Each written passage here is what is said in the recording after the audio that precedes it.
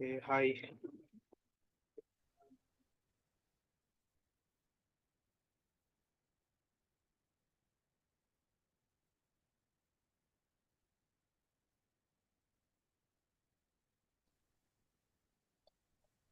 Am I audible?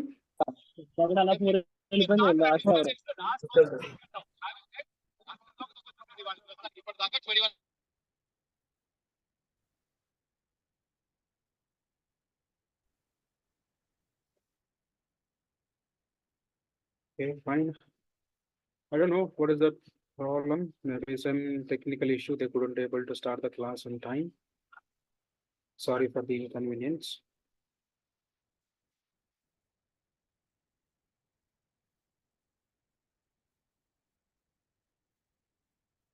So today I'm taking you people to IS 104. We have one pending topic, the dock safety. Unfortunately, I lost that PPT during from transportation from other system to my new system. I couldn't able to retrieve. So what we do is today we'll start with IS 104, and tomorrow or next class we will cover the safety in talks. Okay, I'm sharing my screen. Just let me know once you are able to see it.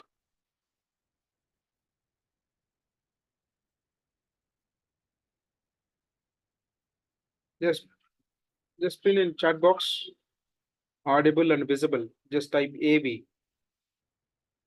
Type AV so that you are able to hear me and you are able to see the presentation. Okay. Okay, fine. Thank you. Let us not waste our time. We'll rush to the presentation. So this is the first topic in ISO 104, which is quality control in occupational safety, health, and environment. So here the quality control, which comes with a meaning of how you are effectively managing your occupational health and safety management system, how you are effectively doing the documentation process, and also how you are effectively investigating your incidents, and also how you are implemented your safety management system. Okay. So before going to this, we have to understand what is mean by hazard. Even in our previous classes also, some of our students are asking what is mean by hazard. So here we'll see hazard is an inherent property of a substance or unsafe condition, unsafe action or situation to cause harm, which may cause human injury, damage to property or environment, or sometimes combination of all these criteria. It is an inherent property. Inherent property means you are not able to see that, because unsafe action, unsafe condition, you can't able to identify. Sometimes it is inherent property. Maybe till point of time it is okay. By the next minute, it will get into a hazard. Or you're running a pump, which is pumping the hot oil. Till the point of time you have visited, it is fine. Then immediately once you left that location, the gasket got failure. Immediately the pump got leakage. And also unsafe actions. People are still the point of time, it is fine. Immediately, I don't know what has happened. Immediately, they are behaving unsafely. They are not following the safety requirements. So it will have, it may cause. They're telling it may cause, not certainly. Okay? Pakkaga jaragalanam ledu. It is not going to happen very sure. It may cause human injury or damage to property or the environment or some combination of these criteria. Okay. Now we'll see a chemical hazard is a hazard due to the chemical, including its storage, process, handling, etc. And it is realized by fire, explosion, toxicity, and radiation. So if you take chemicals as an hazard, so how you will see that? While storing, it is in a hazard. So I can't store a maximum quantity. If I store a major quantity or higher quantity, what will happen? It may result into accident, or it may leads to major incident.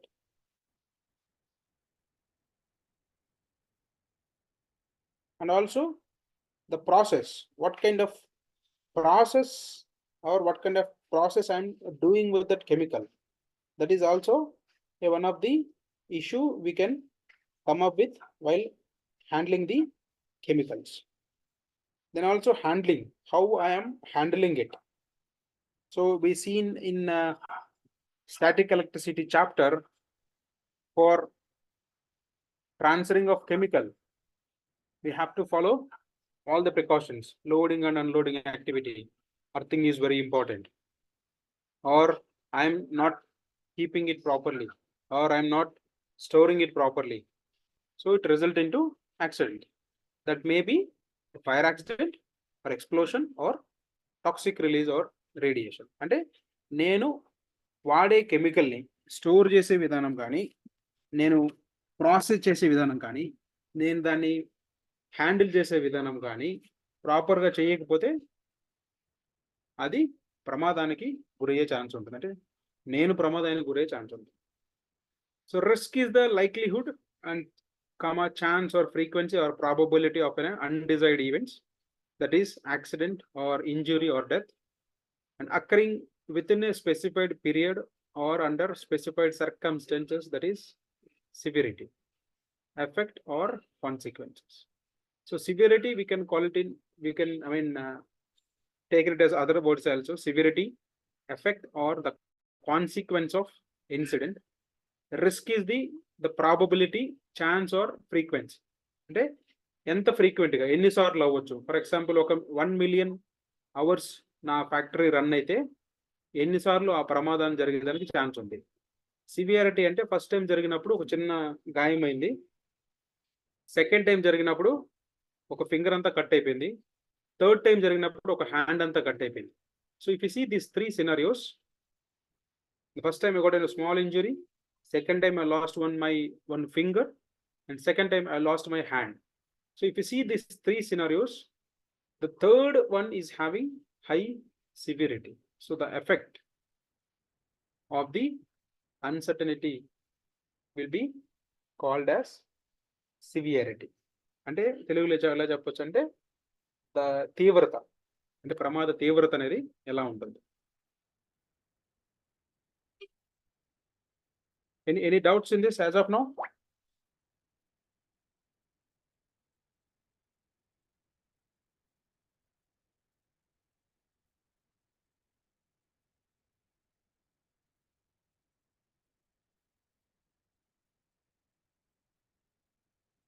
Okay, fine.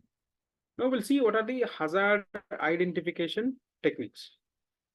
So now we know what is mean by hazard, something which has potential or having inherent property to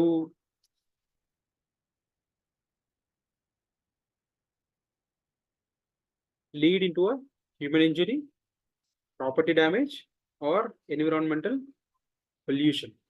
Now we'll see how we can detect it. So until unless you are not identifying the hazard, you can't able to take up any action. So first of all, we should identify, then we'll come up with an action plan so that we can able to avoid the accidents. One is the visual hazards can be detected by various techniques. One is plant inspection based on the statutory requirement, checklist, safety survey, safety audit, and also safety sampling. And second one is detection and monitoring system. Then functional test of machinery and equipment, accident investigation, repair shop, store consumption, and also shop feedback, etc. These are the various techniques we can use for the identification of visible hazards. Visible hazard ఏంటంటే మనం చూడగానే కనిపెట్టగలిగే, అరే అది ప్రమాదము. For example మంటలు మండుతూ ఉన్నాయి, by you can see it. For example, any gas leakage, you can't see it, and if it is invisible, you can sense it. ఇందులో ఏమిటి ప్లాంట్ ఇన్స్పెక్షన్ కానీ చెక్ లిస్ట్లు కానీ ఆడిట్ చేయడం కానీ యాక్సిడెంట్ ఇన్వెస్టిగేషన్. సమ్ టైమ్స్ ఏంటి మనం accident investigation చేసేటప్పుడు లేదంటే బై అనాలిసిస్ కానీ ఫిష్ బోన్ డయాగ్రామ్ ద్వారా కానీ 5W1HD టెక్నిక్ ద్వారా కానీ యాక్సిడెంట్ ఇన్వెస్టిగేషన్ చేసినప్పుడు కూడా మనం అందులో ఉండే ప్రమాదాలని ఐడెంటిఫై చేసే అవకాశం ఉంటుంది. తర్వాత రిపేర్ షాప్. సో రిపేర్ షాప్కి ఎక్కువగా మనకి రిపేర్స్ వస్తూ ఉన్నాయి. సో దానివల్ల ఏ ఎక్విప్మెంట్ అనేది ఎక్కువ రిపేర్ వస్తుంది, ఎన్నిసార్లు రిపేర్ వస్తుంది, దాని ద్వారా కూడాను మనం ప్రమాదాలని కనిపెట్టవచ్చు. తర్వాత షాప్ ఫీడ్బ్యాక్. షాప్ ఫీడ్బ్యాక్ అంటే it is about workers and employees feedback. Now we'll see examples of this visual hazards are unguarded machinery. So unguarded machinery in the sense there is a machine, there are few parts which will rotate in that machine. If it is not guarded in the sense the rotating part has not been protected, then it is unguarded machinery. So what will happen if you are not protected it properly? Maybe some people knowingly or unknowingly they may interact with that rotating part. It may leads to accident. Then bad housekeeping. This is also one of the visible hazard. So with the bad housekeeping, what will happen? It may cause to a fire accident. It may leads to damage of the products. It may leads to ill health.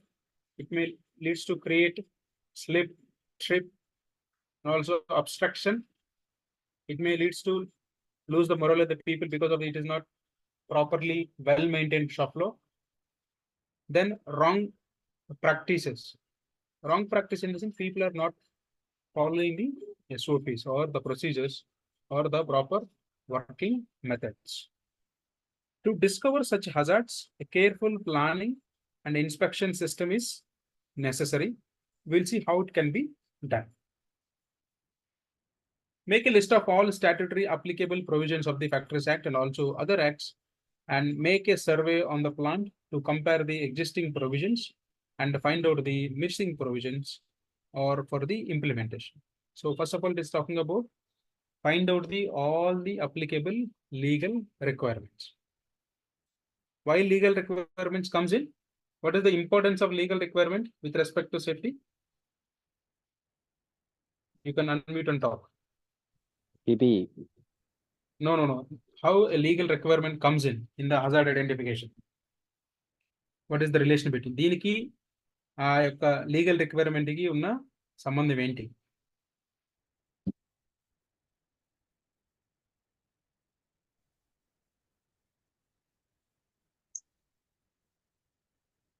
Fire analysis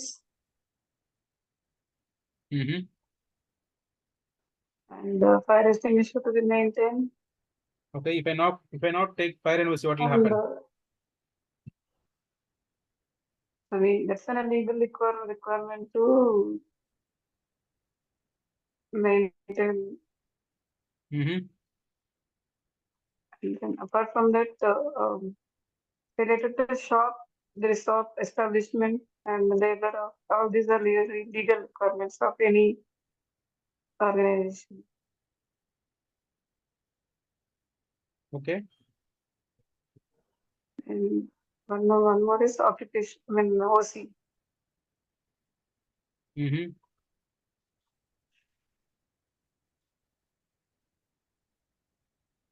Okay, fine. Any other thoughts?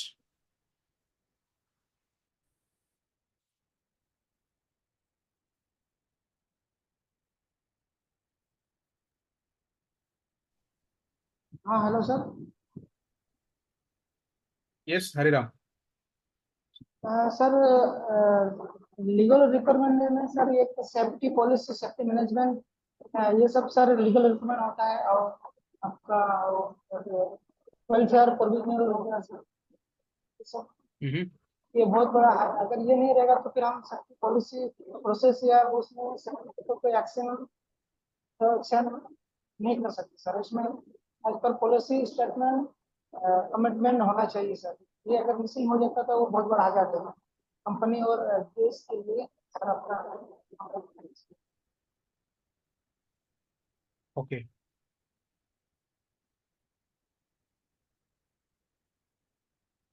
Okay, fine. Thank you.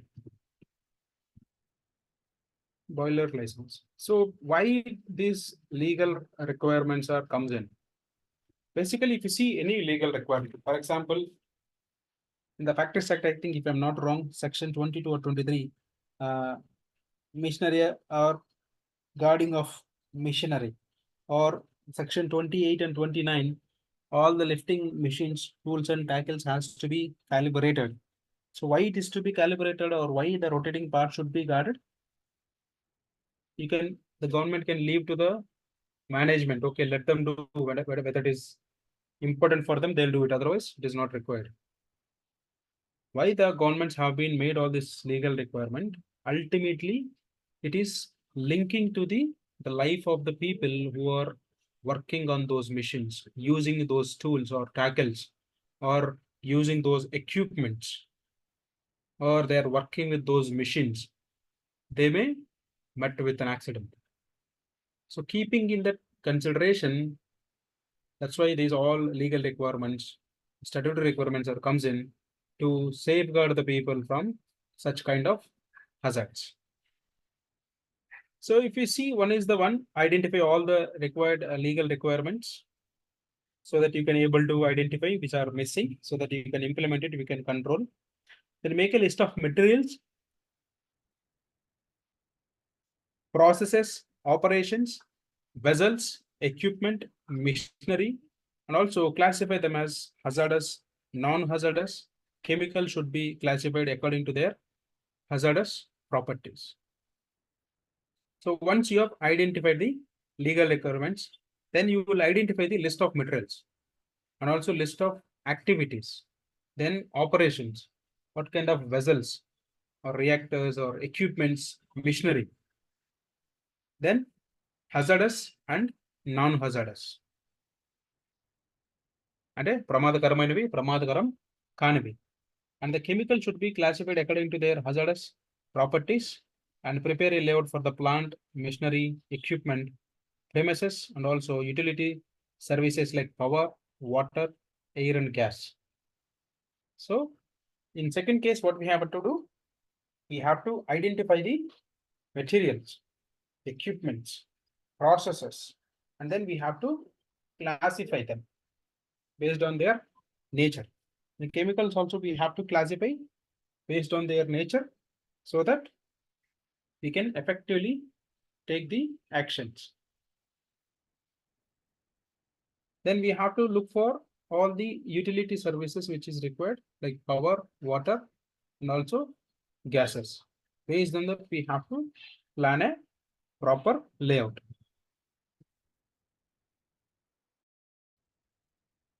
Then that is about the visible hazards. If it is an invisible, and a kanti kanipinchanavi, do dikta nahi hai. So these invisible hazards like gas leaks, concentration of toxic or hazardous vapor, then malfunction or failure of machinery, equipment, pressure plants, and also the miscellaneous environmental factors may cause sudden accident and also heavy damage, and they must be detected and also controlled by built-in self-corrective systems. So here what we have to do is the invisible hazards can be identified by how we can identify, for example, leak detection systems, and we have sensors or tripping devices or limiting switches or meter analyzers or beam detectors. So all this will what happen? It can able to detect the invisible hazards, and it can trigger an alarm so that humans can alert. And in modern machines, various automatic movements takes place near and around the point of operation. Feeding devices, clamping action, and also workhead movements should be interlocked with each other, and each position of these elements must be sensed and also linked with the command controls. And any malfunction of the moving elements is indicated in the auto visual panel, and also machine gets stops. So we'll see, we used to have controls like photoelectric sensors for the movement of the people. So whenever you abstract this photoelectric sensor, in one end we have an emitter, one end we have a receiver. Whenever you are in between interrupting that photoelectric beam, what will happen? It will give a trigger to the command control. Then immediately the machine gets stops. Then repair shop data reveals the clues to unsafe conditions like poor design, defective material, poor construction, wear and tear, etc. And repetitive repairs indicates a major hazard. So from the repair shop also, you can understand whether is it in a maintenance problem or whether it is in a design problem. That also can be identified. And also defective materials or poor construction, wear and tear. Due to the repetitive operations, we can identify, we can treat this as a major hazard. So frequent, every week it is getting shut down, or monthly, or every often, every day. So we have to consider it as a major hazard. Similarly, store consumption data also indicates some defects. They should be a regular feedback of information from a repair shop, stores, operators, and also a foreman to monitor hazards and to take corrective actions. Store consumption. The store consumption also we can understand there are a more damages. For example, if we take it as a chemical company, they keep on changing the gaskets of the pipeline. So why they are changing it?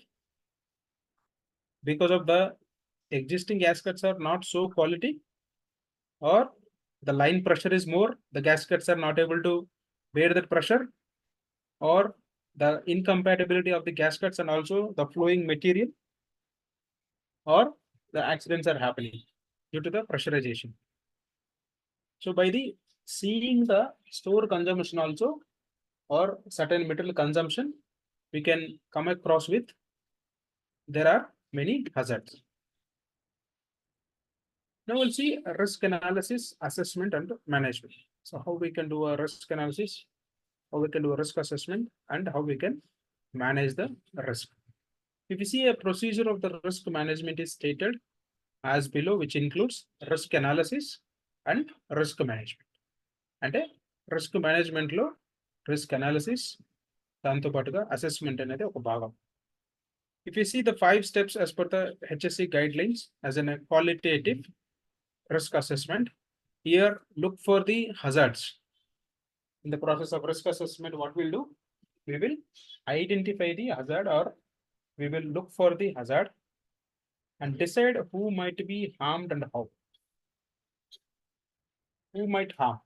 So whatever the hazard identified, we will assess who is going to harm and how they are going to harm. For example, if it is in an office, there I am doing risk assessment. So there I have identified fire hazard. Because of there we have so much documentation. I have electrical circuit. In case of any short circuit happens, my office files may catch fire. It may result into fire accident. So who might get harmed? The people at the time of accident in the office, they are going to get harmed. And how they are going to get harmed? Due to asphyxiation because of smoke, or sometimes people may burn in those fires. Then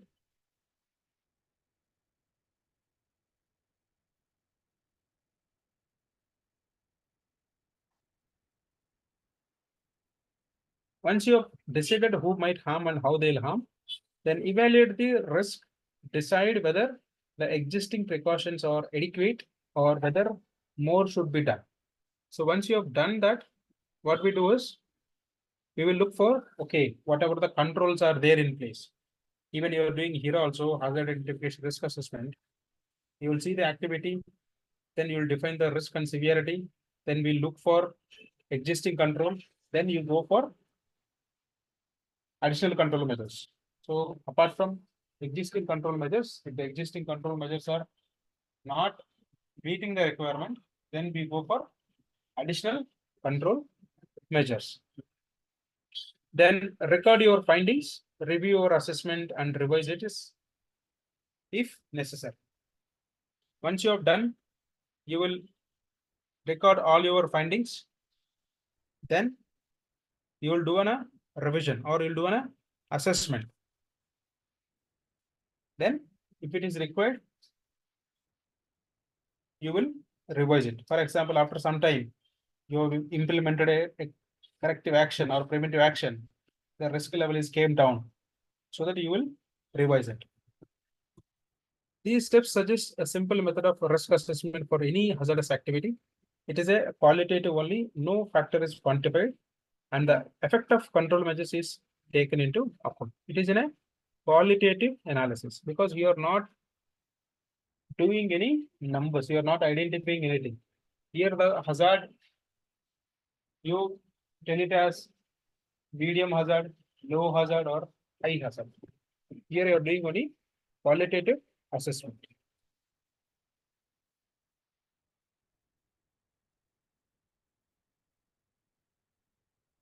Now we'll see other method, identification of source of the hazards and their causes. It is in a qualitative example hazard.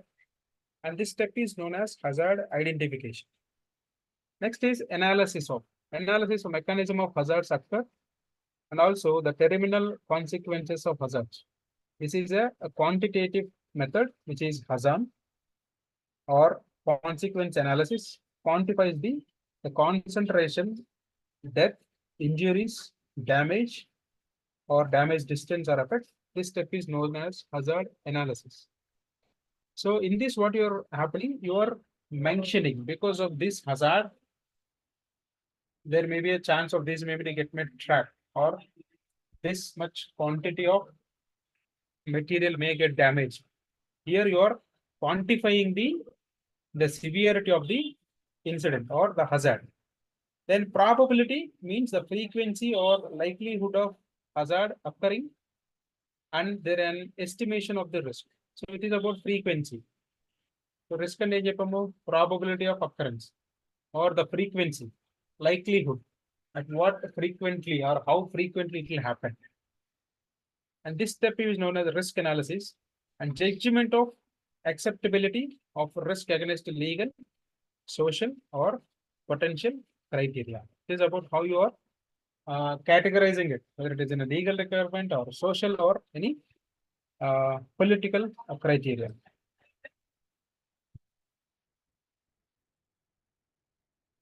And here we see some measured values of hazard and also calculated the risk is compared with permissible safe limit.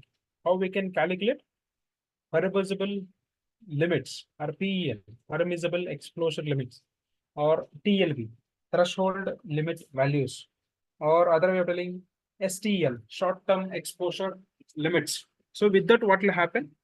These are some of the exposure limits of chemicals. With the reference, we can see, therefore, it is usually quantitative. In this step, it is known as risk assessment. For example, in the risk assessment, what we do, decision making and taking control measures to prevent, reduce, or transfer the risk by short and also long-term planning. So what we are doing, we are taking a decision, taking control measures to prevent or to transfer the risk by short-term and long-term planning. And this is the mixture of qualitative and quantitative criteria. This step is known as risk management. So in risk or safety manager should assist the top management in this regards. So first we have to analyze the risk. We have to do the assessment, how impactful it is for the company or organization, for the people. Then we try to look for the control measures to implement so that we can able to protect the people and also organization. Now we'll see what are the types and methods of risk assessments. There are different types of methods. in simple, we can say qualitative risk analysis, as we have seen example. It is an identification of hazards, taking appropriate control measures. And it is as per the 5 steps we have seen in example, we have seen in paragraph A. Then here the quantification of the hazards and their terminal consequences like damage, distance, severity, or not worked out. In risk analysis or qualitative analysis, what will happen? We are not able to quantify.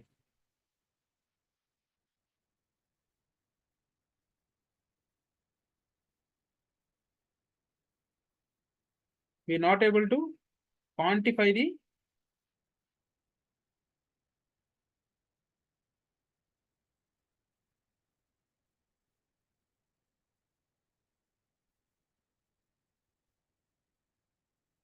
we can not able to quantify the sequence of the hazard. It is sufficient to think about the adequacy and also existing control measures, vice versa, hazard identified, and also adopt more safety measures if it is necessary. And it's important aspect to consider the effect of control measures provided in place and to think for the residual risk and also residual control measures. Here what will happen, the residual risk, which means after you are implementing any controls also, still there are any hazard is still it is present, residual, still it is balance hazard is there. That is going to assess here. Then in quantitative risk assessment, what we'll do is, here the hazard potential is quantified. Possible risk to also determined if failure rate data is available, then it is compared with the permissible standards. So here we are talking about the failure data. So you can say there is a gas leakage happened or 10 times in a month, and each time I have lose 2 kg or 3 kg or 4 kg of gas which is leaked. By having this failure data, so I can assume, okay, if I 1 kilo of gas it get leaks, it spread so and so distance. With respect to that, my people is going to get affect. By that, we can understand the effect of the incident.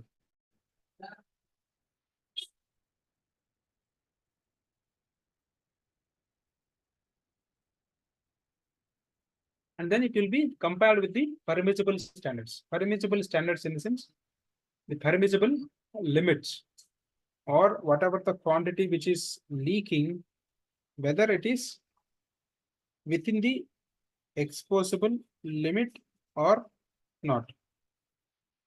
That can be verified.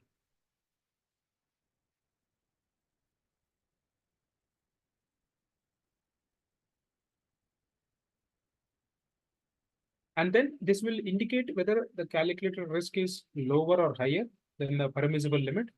Based on this, new control measures or modification in existing control measures can be decided. So after this, what will happen? Once you have done quantification, you will compare with the permissible limits. If it is beyond the limits, it will be severe. If it is within the limits, it is moderate, or if it is far from the limits, then we can consider as minor cases.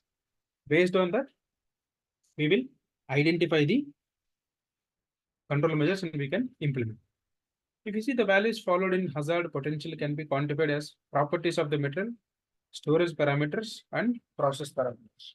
How we can see the potentials of the hazard? One is the properties of the material or the qualities of the material.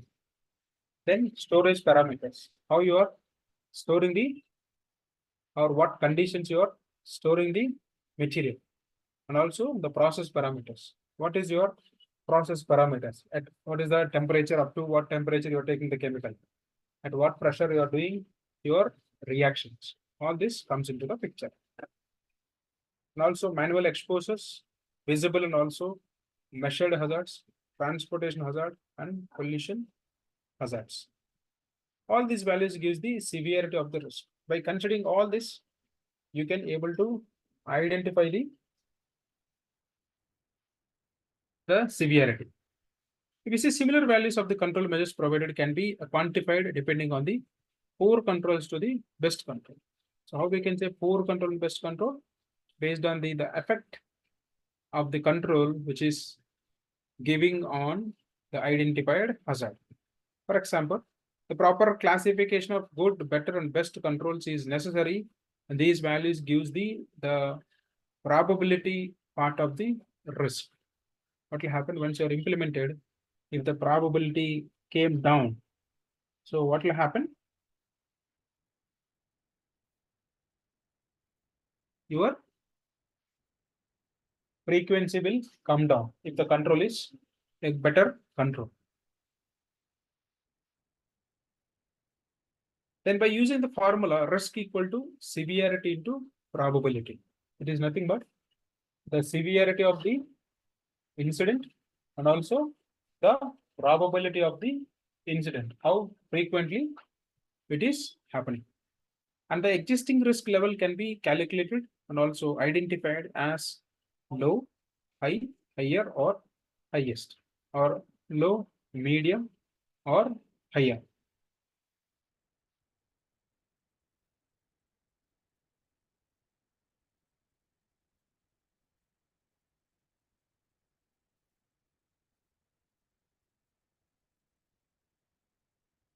Then this method is useful to carry out a material-wise risk assessment. And this method also, other methods using the ranking metrics are used to carry out the activity-wise and also risk assessment also. Okay, this is how we can do the risk management. Then other methods, there are two other methods. Method based on the formula of the risk equal to probability into severity. This method is mostly useful for assessing the risk to workers in a factory. Hazards are considered material wise or activity and also sub-activity wise. So here what we do, the hazards can be taken from the with respect to the material or with respect to the activity or with respect to the process. Then method-based computer models, this method is mostly useful for the assessing the risk to the public in the vicinity. Public in the vicinity in the sense, in case of any gas leaks happens, there we used to do the gas dispersion models. For example, if 1 ton of chlorine leaks, so how many kilometers this chlorine going to get affect?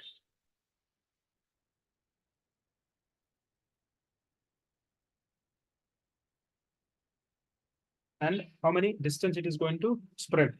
What is the density of the population in and around?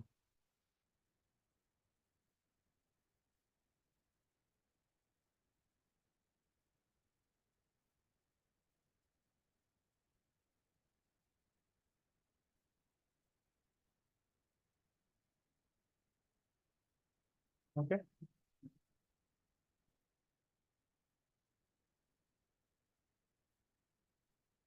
Now we'll see what are the risk control measures or elements of risk management system.